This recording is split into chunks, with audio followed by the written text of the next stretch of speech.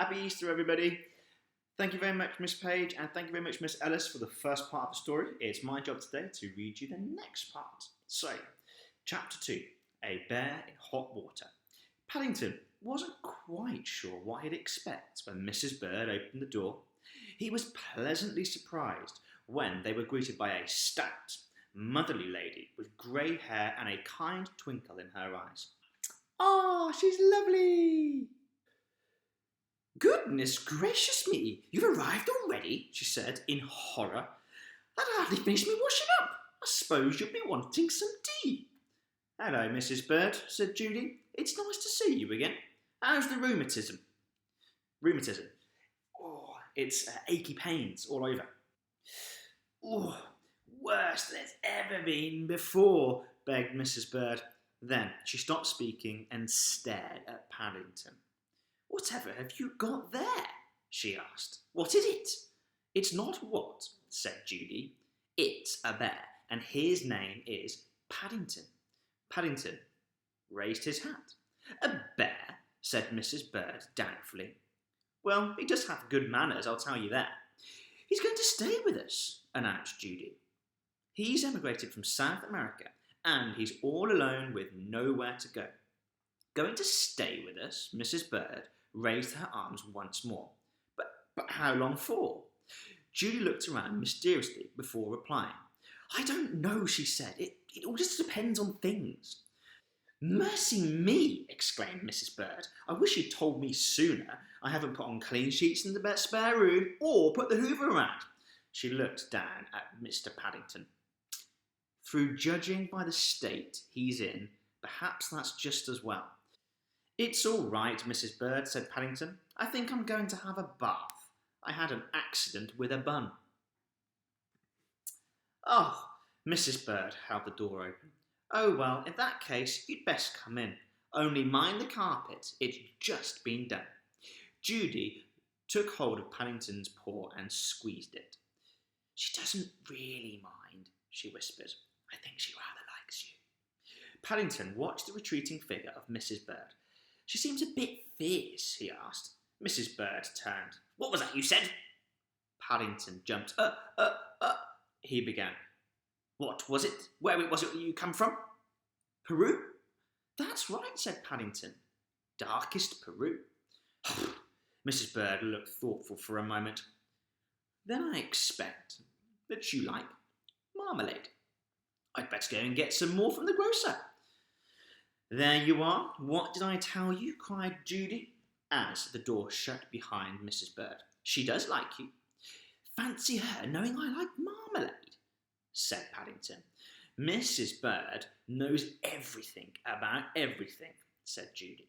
"Now, you'd best come upstairs with me and I'll show you your room. It used to be mine when I was small, and there's lots of pictures of bears around the wall, so I expect you'll feel at home." She led Paddington up the long flight of stairs, clattering all of the time. Paddington followed closely behind, keeping carefully to the side that he didn't have to tread on the carpet. "That's the bathroom," said Judy, "and that's my room, and that's Jonathan's. He's my brother. You'll meet him soon. And that's Mummy and Daddy's." She opened a door. "And this one is going to be yours."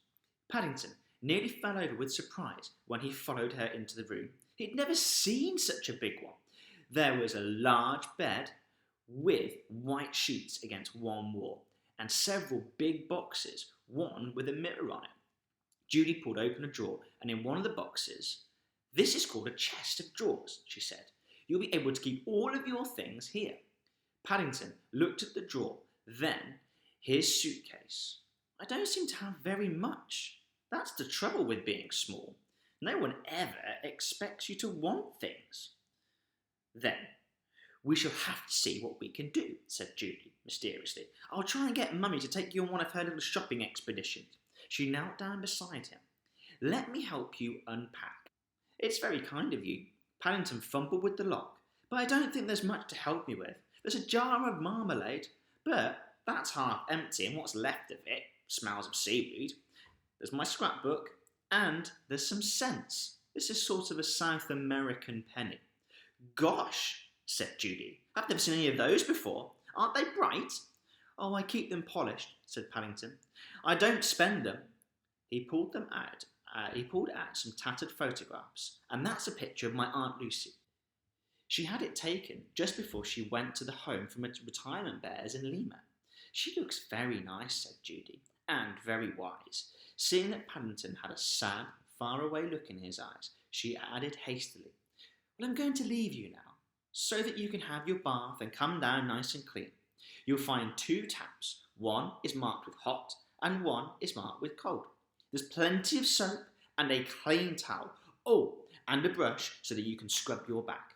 It sounds very complicated, said Paddington. Can't I just sit in a puddle or something?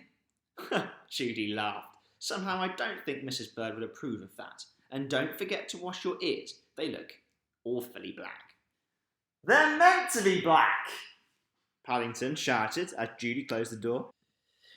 He climbed up on a stool by the window and looked out. There was a large, interesting garden below, with a small pond, several trees which looked good for climbing. Beyond the trees he could see some small houses stretched away into the distance. He decided it must be a wonderful thing living in a house like this all the time. He stayed there, and he was thinking about it until the window became steamed up and he couldn't see out anymore. Then he tried writing his name in the cloudy part with his paws. He began to wish his name wasn't quite so long, as he soon ran out of cloud and it was still rather difficult to spell. All the same, he climbed onto the dressing table and looked himself in the mirror. It's a very important name. I didn't expect there'd be many bears in the world called Paddington. If he'd only known, Judy was saying exactly the same thing to Mr. Brown at that very moment.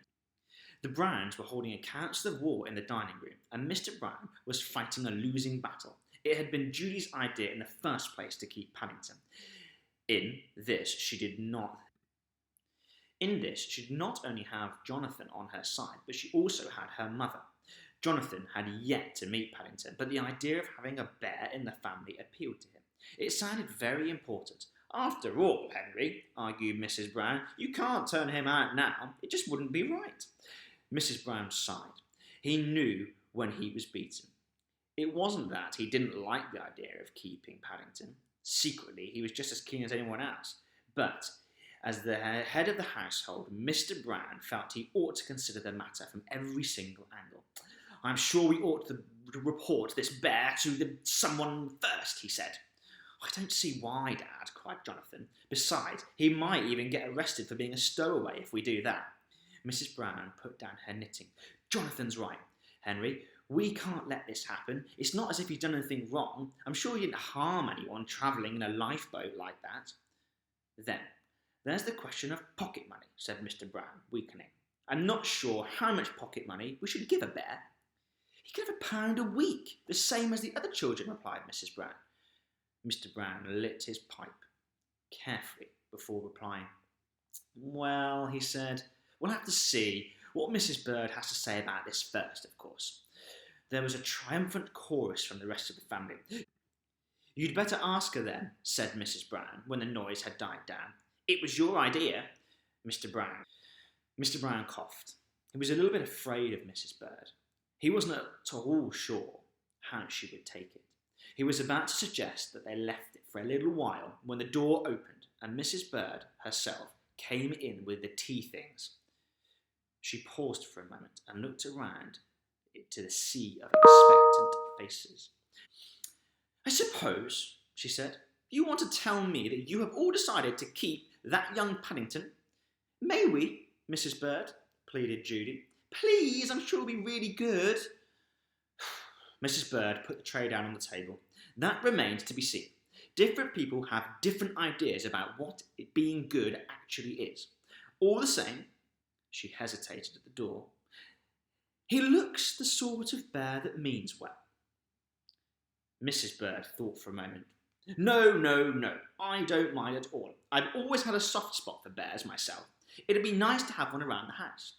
Well, gasped Mrs. Brown as the door closed, who would ever thought it? I expect it was because he raised his hat, said Judy. It made a good impression. Mrs. Bird likes polite people. Mrs. Brown picked up her knitting once again. Suppose someone ought to write and tell his Aunt Lucy. I'm sure she'd like to know he's safe. She turned to Judy. Perhaps it would be nice thought if you and Jonathan wrote the letter. By the way, said Mr. Brown, come to think of it, where is Paddington? He's not up in his room, is he?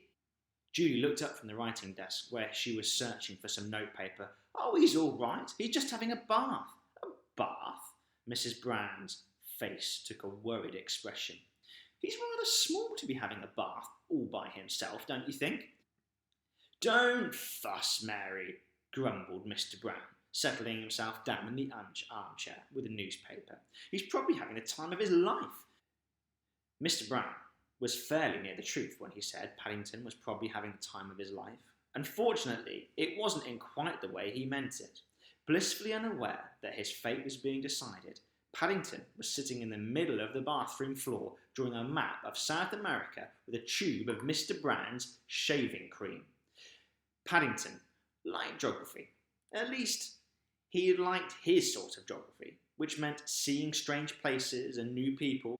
Before he left South America on his long journey to England, his Aunt Lucy, who was a very wise old bear, had done her best to teach him all that she knew. I hope you enjoyed that part of chapter 2 from me. Tomorrow is a new teacher. Have a great rest of your day. See if you can predict which teacher that's going to be. Write it in the comments below with the answer to the question that is in the post. See you later.